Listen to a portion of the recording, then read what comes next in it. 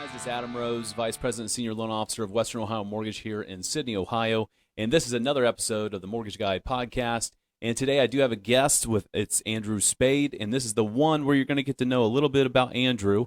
So first, I wanted to thank you, Andrew. Thanks for coming on today. I really appreciate it. Yeah, thanks for having me. And you're here local, so some of our viewers, obviously the majority of them are local, so they probably already know who you are from some of your Facebook posts and some of the stuff you do. So why don't you just tell us a little bit about yourself?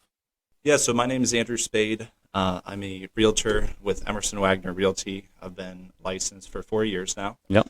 I'm a full-time real estate investor. I'm also a licensed contractor, and I do a lot of house flips, primarily in Sydney. Oh, very good. So actually, that's one little thing I didn't know about you. So you are a licensed contractor now. I am, yes. Ah. Yes, but that's for my own purpose, my own uses. It kind of made it easier getting permits and stuff. Right. So you kind of hopped into this as a real estate agent, right? Yep. So what made you want to kind of just jump in as a real estate agent to begin with? So I've been in the real estate business ever since a young age. My parents started flipping houses when I was 13 years old. Right. So I was always out getting dirty. And so I decided that I wanted to get into real estate at some point, and the best option was sales. Very good. Yeah, I mean, that's how we kind of got to know each other was we did a couple of deals together, and at Emerson, that's how that kind of started. So from there, you left your day job, right? Because not only do you work at Emerson Wagner, but you worked at Emerson Climate, right? It's a little too many Emersons in this town, I think. So what was that like? Like, what was that jump? What took you to kind of shove you off the edge and say, we got to do this full time? Yeah, so I worked for Emerson, Emerson Climate Technologies for 5 years. Yeah, and I started in the lab. I worked in research and development, and my real estate business just started to boom. I was doing a lot in sales, and then I was flipping houses, and I had a crew. I have like 4 full-time employees, and it just got to be too much, and I just had to say, okay. I was working 18 hours a day, every day, no days off, and so it just made sense to jump in full time. Right. So now that we are, not only just a full-time agent and a full-time contractor, real estate investor, but what are you loving? What do you love about it so much? Yeah. Well, I'm an entrepreneur at heart. Right. That's good. So whenever I was 9 years old, my brothers and I, we started a vending business. It's Jam Brothers Vending. So Josh, Andrew, Matthew, and so I've always been an entrepreneur. And so I just love that aspect. I just love being my own boss and getting to pick and choose my hours, pick and choose what deals I want to do, my income, and overall, I just love the real estate business. Right. Well, obviously I do too. I'm not a realtor, of course, but I'm in the business on the lending side. And, there's a lot of ups and downs to what we do. Oh yeah. Right. I mean, we're kind of going through one of those kind of scary times, right? Just mainly because of inventory issues. We had the rise in the rates, and we were afraid no one was going to list their house, and it's kind of slowed down a little bit, right? And it kind of tightens up. So there are some scary times. So with that in mind, I mean, what do you feel? So again, I'm going to be talking about both things: you're a realtor and you're a real estate investor, right? So what do you feel that is the downside? Like, what's the scary part of what you do for a living? I think the non-consistency. Yeah. I mean, I don't get a paycheck every week. Right. I could go months without a paycheck. And so you just got to make sure that you have strong cash reserves. And obviously, we're in the real estate business, and sometimes you get a little nervous because you look at the market and rates have obviously changed. Yes. You know that very well. And, the past few years, prices have skyrocketed. I mean, it's just crazy. And so I think it's just there's just a lot of unknowns, But, and it's very cyclical, right? So, I mean, typically the new purchases and things of that nature usually slow down between like December to February. Then they pick back up in the middle of February going into March, April. This type of market is just a little different. And it's not like a cyclical thing. It's like, oh, we're gonna save some money for a little while, kind of a thing, right? Because inflation was peaking, and a lot of stuff was going on. A lot of people's jobs were a little uncertain for a while, and hopefully, I have the magic date. I hope I'm not going to say it on the air, but rates are going to start slipping. Yep, they really are, and we're already seeing signs of that now. And there's a lot of buyers in the market, which there's no yeah. houses to buy at the moment because Oh, you know a lot of those people are locked in at those 2.5s and Yeah. 2 3/4. So it's like I wouldn't want to leave either. I don't blame them. So hopefully we can get some other houses on the market that entices some of those people. Yeah, and I totally agree. You know, a lot of people came to me and they were like, Andrew, like, this is the wrong time. You're making a mistake. The housing market's going to crash, and I don't see that happening. Right, I don't either. And you know, even though these rates are a little bit higher, just like what you said, a lot of these the homeowners aren't listing their home because they're locked in at a lower rate. Correct. So it's just supply and demand, and there's just not enough supply. 100%. Yep. That's 100%. I mean, because a lot of the talking heads, the national talking heads, government specifically, they're always talking about crashes coming. It's not. It's not coming. We have a natural supply and demand issue. The demand is huge, and our supply is just so low. And there's no way that we're going to have a true, what I would call a housing crash. Yeah, right. An 08. We're not going to have an 08. It's just different now, right? So we're just trying to, we got to kind of deal with that. So in your line of work, we just discussed, you know, there's a lot going on. There's a lot of risk involved, a lot of ups and downs, but it's a lot of reward to it, right? For sure. So you feel that because I invest in real estate myself, so that going into this rough looking property, changing the look of it 100% and looking at the final product. What is that like? That feel? It's so satisfying, right? I love it, and I love buying the junk that nobody else would touch. Right? Yeah, and say I can do this. I can do this. I can change this. And really, what's it's not just about the house too. It's also about the neighborhood, because really you start flipping these houses and neighbors see that. Yeah, and it spurs development, right? They're like, exactly. You know what? I want to clean up the outside of my house. I just got this guy came in next door that was a crappy house and made it beautiful. I need to do something, right? Kind of spurs that. That's great. And you know, that's what we're trying to look for here, especially here in Sydney. There's some communities that are being focused on by the town. Try to clean it up, bring them up, especially some of the areas where there might be some landlords that are kind of letting their property go a little bit. So we're trying to get through that as well. So anybody that's hopping in or decides, hey, you know what? I want to do what Andrew does. Now, I'm not encouraging everybody to do this, okay? So don't take that as an endorsement. It is a risky move. You got to know what you're doing. You've got to take that risk, obviously, to get that reward. But any advice you would give somebody if they were like, you know what? I want to become a realtor full-time, and I want to hop into real estate investing. That's what I want to do. What would you tell them? I would say it's by far like the best career decision I've ever made. I love it. But I would say, you know, because I got into real estate investing in 2019. And so whenever I got my license and then I started investing, a lot of people were like, hey, you need to be all in. You need to jump all in. You need to quit your job. And I wouldn't advise for that personally. I think everybody can have a side hustle. And I think it starts out as a side hustle. And you learn, you make mistakes, you grow, and then eventually it can become a full-time thing. But you really got to grow your roots, and you got to have those strong cash reserves. Kind of dip your toe into it and say, hey, because you don't know. You may hate it. You may run into these problems on these houses like, I don't ever want to do that again. Right? I'm done. It stresses people out. It's a very stressful business. I mean, you know, you're dealing with tenants and toilets. I mean, you could tenants and toilets. I know, right? I love it. Yeah, people could call you at midnight, and you got to run over there and fix a water leak or whatever. I mean, you're never off the clock. Right.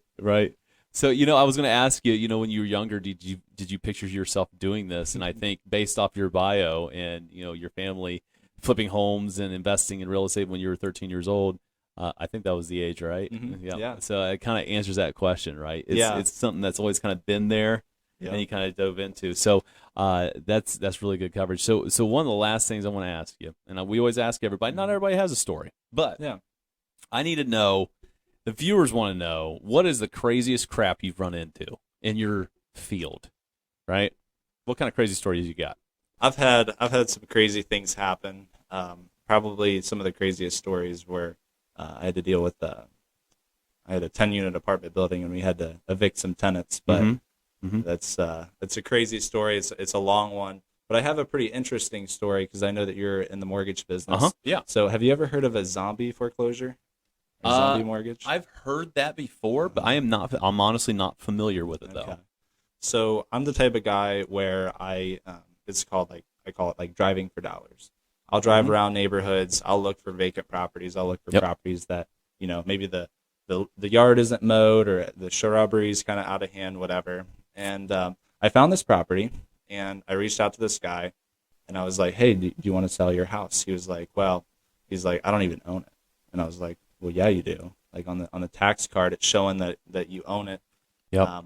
And so it was very interesting because in '08, I guess he declared bankruptcy, Mm-hmm. and the lender never foreclosed. Yeah. Yeah. Actually, I didn't.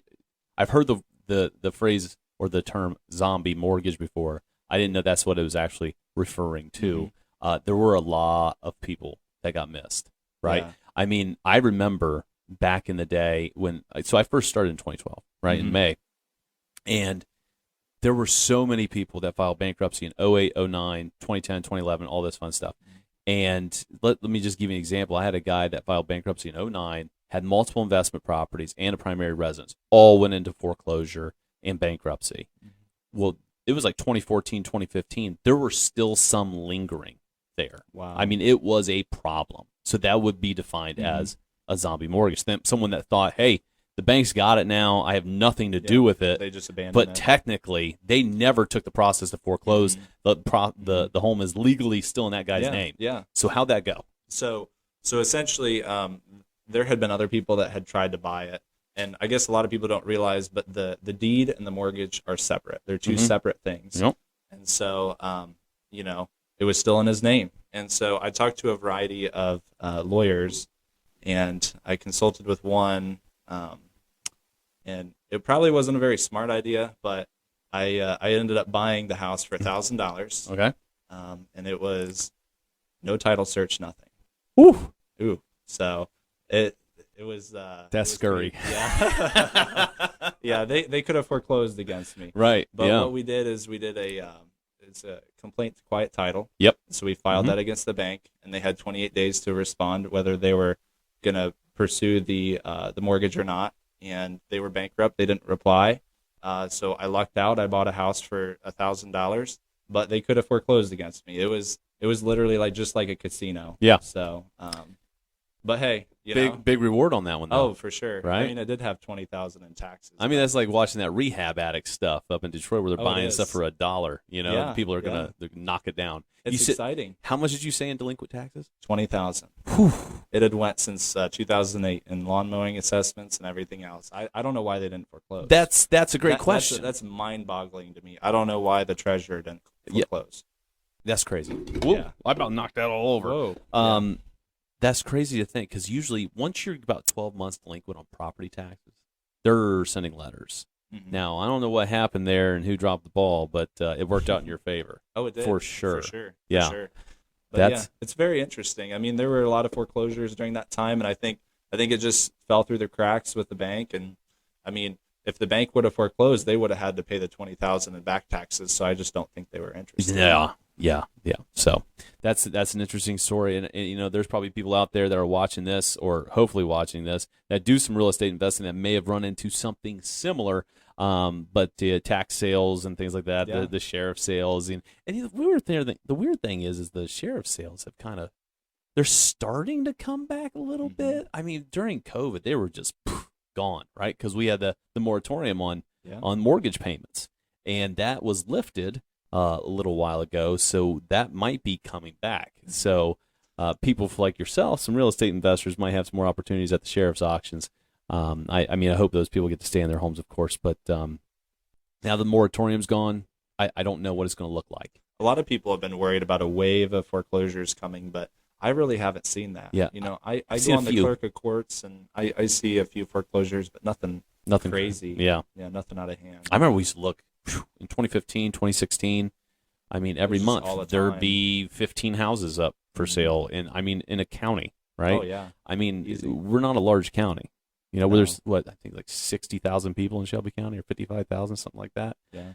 and have 24 homes or a dozen and a half homes every month on foreclosure. Yeah, it just doesn't happen anymore. And inventory is so low. I mean, all these investors are fighting over Yeah. the same houses. Yep. Yeah, it's know? getting hard to I've had a lot of luck finding off-market deals, you know, because it seems like everything on the MLS is just hard to make a profit on. Yeah, I would agree. I was actually going to mention that is when we're talking about people getting into this side of the business or jumping in full steam, finding the deal is the most important piece. Yep. Anybody can run out there and go buy a house that's been listed, right? The question is, will it cash flow or not? Exactly. It's getting more challenging. And some of these investors have to finance it, which make it even more challenging, right? Yeah. That is going to stretch your dollar really thin, right? Because now we have a mortgage payment, we have interest, we have all this stuff wrapped into it, we have renovation costs, and if you're deciding to rent it, does it work? And so being creative like yourself and going out there and getting those off-market deals that's huge. For sure. And I think if there's anyone who wants to start, that's the way to go. You want to go out there and you want to find a deal. If you can find a really good deal, investors will back you. You can, there's wholesaling where so you can go that route where you essentially assign a contract and then for a fee, or you can find a partner or find a lender. I think the biggest thing in real estate is just finding that deal. Because what I love about real estate is that it's an imperfect market, right? So, with the stock market, if a stock's trading at $100, you have to buy it at $100. But in real estate, you can find a deal. Maybe you can buy it for $75. Right. When it's Discounted. worth $100. Yeah. Very good. Well, I appreciate your time on here, Andrew. I hopefully everybody got something out of this. I think it's very informative. It's a crazy cool insight on how you got into it. And so I'm sure we're going to be doing more deals in the future together. And that's it for us this week, guys. Remember, when you're taking a peek at the video, like it, share it with your friends, and subscribe to YouTube. And we'll see you guys next week.